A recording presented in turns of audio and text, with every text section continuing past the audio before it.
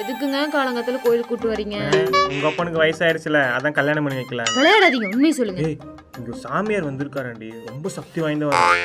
பாக்குறதுக்காண்டி 5000 ரூபாய் கொடுத்து 3 மாசத்துக்கு முன்னாடி புக் பண்ணிட்டேன். வா போய் பார்க்கலாம். சாமி, Who's the dog voice?